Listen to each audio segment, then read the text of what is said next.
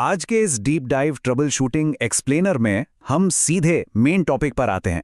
ये session steam turbines में bearing gear stalling को डायग्नोस करने और उसे प्रिवेंट करने के लिए एक highly technical visual help file की तरह डिजाइन किया गया है। टरबाइन का सही तरीके से काम करना ऑपरेशंस के लिए कितना क्रिटिकल है ये तो सभी जानते हैं, इसलिए हम सीधे उन सभी वाइटल पहलुओं पर बात करेंगे जो इस सिस्टम को फेल होने से बचाते हैं। रूट कॉज तक जल्दी और सटीक रूप से पहुंचने के लिए इस पूरी डायग्नोस्टिक जर्नी को 6 क्रिटिकल सेक्शंस में बांटा गया है। इमीडिएट ऑपरेशनल रिस्पॉन्सेज से लेकर डीप मैकेनिकल सिस्टम चेकलिस्ट तक हम इन 6 स्टेप्स को बारी बारी से कवर करेंगे। तो चलिए आगे बढ़ते हैं। शुरुआत करते हैं सेक्शन 1 से, the bearing stalling problem. Trouble shooting से पहले बेयरिंग सिस्टम की बेसलाइन मैकेनिक्स को क्लियरली एस्टैब्लिश करना बहुत जरूरी है। आखिर बेयरिंग गियर एग्जैक्टली है क्या? ये वो मैकेनिज्म है जो टरबाइन शाफ्ट को बिना मोटिव स्टीम के अपनी नॉमिनल स्पीड यानी लगभग 70 से 110 आरपीएम पर लगातार रोटेट करता रहता है। ये रोटेशन टरबाइन को ग्रेविटी के कारण होने वाले थर्मल बेंडिंग और सैगिंग से बचाता है। यहाँ एक बात बिल्कुल साफ होनी चाहिए कि स्टॉलिंग अपने आप में कोई रूट प्रॉब्लम नहीं है। ये सिर्फ एक क्रिटिकल सिम्टम है जो ये इंडिकेट करता है कि टरबाइन के अंदर की अंडरलाइंग मैकेनिकल या फ्लूइड कंडीशंस डिग्रेड हो चुकी हैं। स्टॉलिंग के पीछे कई मेजर सिस्टेमिक कारण हो सकते हैं, जैसे जैकिंग ऑयल लिफ्ट प्रेशर का ड्रॉप होना, केसिंग या ग्लैंड्स में एबनॉर्मल मैकेनिकल क्लियरेंस या फिर केसिंग के अंदर वेट स्टीम और पानी का इंटर कर जाना। इसके अलावा ग्लैंड्स की एयर चिलिंग या कूलिंग वाटर और कंडेंसर वैक्यूम के इश्यूज भी प्रॉब्लम क्रिएट करते हैं। तो बॉटम लाइन ये है कि टरबाइन का स्मूथ ऑपरेशन पूरी तरह से परफेक्ट लिफ्ट, एडेक्वेट क्लियरेंस और थर्मल वेरिएबल्स को स्ट्रिक्टली कंट्रोल करने पर डिपेंड करता है। अब आते हैं सेक्शन 2 पर, ऑपरेशनल रिस्पॉन्सेज एंड कंडीशंस। अगर अचानक कोई फेलियर आ जाए तो प्रोसीजरल एक्शंस क्या होने चाहिए, आइए समझते हैं। मान लीजिए कि ग्रिड फेलियर हो गया है या टोटल एसी पावर चली गई है। ऐसे क्रिटिकल सिस्टम फेलियर्स के दौरान इमीडिएट और सीक्वेंशियल एक्शंस लेना टरबाइन कंपोनेंट्स को प्रोटेक्ट करने के लिए बेहद जरूरी है। सबसे पहले डीसी इमरजेंसी ऑयल पंप यानी ईओपी और डीसी जॉकिंग ऑयल पंप यानी जेओपी को स्टार्ट करना होता है। इसके तुरंत बाद ऑक्सिलियरी सील स्टीम को मैन्युअली आइसोलेट करना, स्प्रेज को आइसोलेट करके एटमॉस्फेरिक ड्रेन्स को ओपन रखना और डीप प्रेशराइजेशन को रोकने के लिए बॉयलर स्टॉप वाल्व्स को बंद करना मैंडेटरी है। जब टरबाइन ट्रिप होने के बाद कोस्ट डाउन कर रहा होता है तो एक बहुत ही सख्त फ्लोचार्ट फॉलो करना पड़ता है। स्पीड 240 से 200 आरपीएम के बीच आते ही सेफ डिसेलरेशन के लिए कंडेंसर वैक्यूम को किल करना होता है। 70 से 80 आरपीएम पे आते आते स्पीड ड्रॉप को ऑब्जर्व करना और jacking oil header pressures check करना होता है। और अगर स्पीड 70 आरपीएम से नीचे गिर जाती है तो ये एक क्लियर रेड फ्लैग है। ऐसे में तुरंत मैकेनिकल डिपार्टमेंट्स को अलर्ट करना है और हॉटवेल लेवल्स को -150 से 200 mmWC के बीच मेंटेन रखना है। नेक्स्ट है section 3, jacking oil system diagnostics. ये सिस्टम बेयरिंग ऑपरेशंस के लिए फ्लूइड लाइफलाइन की तरह काम करता है। ये चेकलिस्ट एग्जैक्टली बताती है कि अगर क्रिटिकल बियरिंग लिफ्ट 0.1 मिलीमीटर के स्टैंडर्ड को हिट नहीं कर पा रही है तो कौन से हार्डवेयर को इंस्पेक्ट करना है। लिफ्ट अगर 0.1 mm से कम है तो बियरिंग्स के अंदर जैकिंग ऑयल रिसेसेस के पास पॉकेट फॉर्मेशन को चेक किया जाना चाहिए। इंडिविजुअल लिफ्ट में अगर डेविएशन आ रहा है तो पेडेस्टल कवर्स हटाकर होजेस, जॉइंट्स और नॉन रिटर्न वाल्व्स यानी एनआरवीज को चेक करना होता है। और प्रेशर वेरिएशंस की कंडीशन में प्रेशर रिलीफ वाल्व यानी पीआरवी को इन्वेस्टिगेट करना क्रूशल है। एक मैल फंक्शनिंग प्रेशर रिलीफ वाल्व का सीधा असर जैकिंग ऑयल हेडर प्रेशर पर पड़ता है, जिससे डेंजरस फ्लक्चुएशंस क्रिएट होते हैं। अगर हेडर प्रेशर ही स्टेबल नहीं होगा तो इंडिविजुअल बियरिंग्स पर जो लिफ्ट मिलनी चाहिए वो कभी अचीव नहीं हो पाएगी और बेयरिंग गियर स्टॉल हो जाएगा। प्रॉपर फ्लूइड लिफ्ट की गारंटी के लिए पेडेस्टल कवर्स के नीचे इंटरनल हॉज लीक्स की जांच करना एक एसेंशियल डायग्नोस्टिक स्टेप है। इसके साथ ही इंटरनल जैकिंग ऑयल एनआरवीज को स्टिकिंग या पासिंग के लिए चेक किया जाना चाहिए।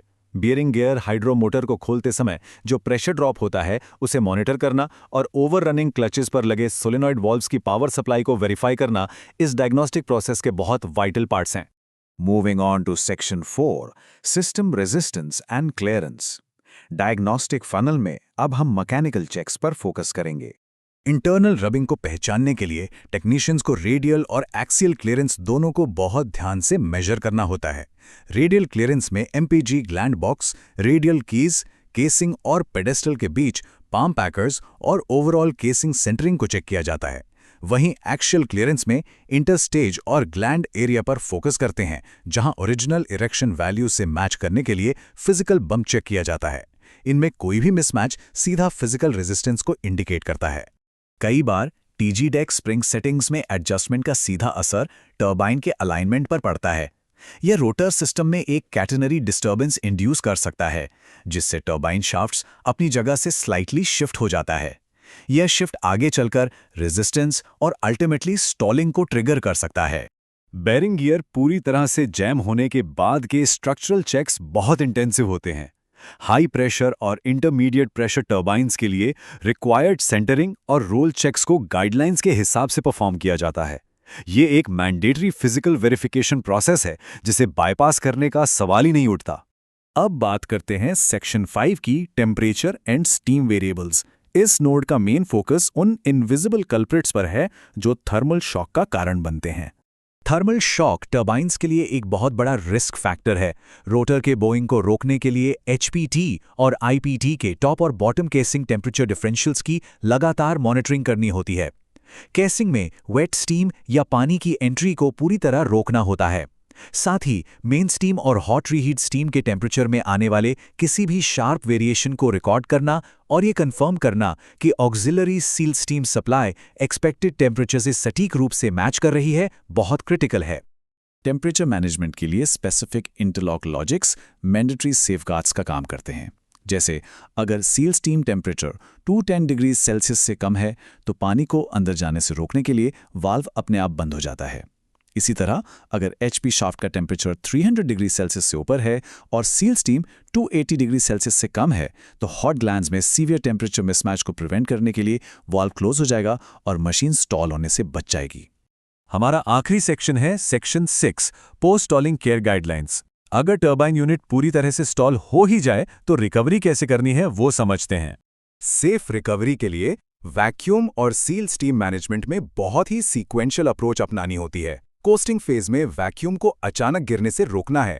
सील स्टीम को तभी विड्रॉ करना है जब वैक्यूम 0.15 तक आ जाए। सील स्टीम सप्लाई टेम्परेचर में शार्प ड्रॉप को पूरी तरह अवॉइड करना है और परमानेंट स्ट्रक्चरल डैमेज से बचने के लिए कोस्टिंग डाउन के दौरान ल्यूब ऑयल हेडर टेम्परेचर को 50 डिग्री सेल्सियस तक बढ़ाना होता है। स्टॉल के दौरान रिग्रेस डेटा लॉगिंग बहुत वाइटल है।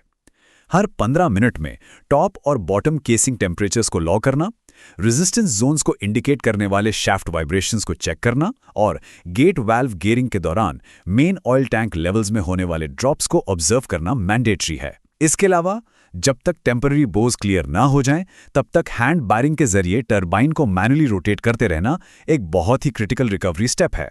इस बात को हमेशा ध्यान में रखना चाहिए कि बेरिंग गियर स्टॉलिंग कोई बीमारी नहीं है। ये मशीन का कम्युनिकेट करने का एक तरीका है। ये एक सिग्नल है कि कोई स्पेसिफिक सिस्टम पैरामीटर अपनी ऑपरेशनल टॉलरेंस के बाहर जा चुका है और टरबाइन यूनिट को इमीडिएट और सिस्टमैटिक डायग्नोस्टिक इंटरवेंशन की सख्त ज़रूरत है। तो फाइनली विचार करने वाली बात यह है कि अगर इन प्रिसाइज मैकेनिकल और फ्लूइड चेकलिस्ट का डेली ऑपरेशंस में स्ट्रिक्टली पालन किया जाए तो कल होने वाले किसी कैटेस्ट्रॉफिक डाउनटाइम को कैसे रोका जा सकता है। प्रिवेंटिव डायग्नोस्टिक्स सिर्फ ट्रबल शूटिंग नहीं है, बल्कि इस हेवी कैपिटल इक्विपमेंट के लाइफ साइकिल और एफिशिएंसी को मैक्सिमाइज करने का एक बेहतरीन टूल है। इस हेल्प फाइल एक्सप्लेनर में बस इतना ही।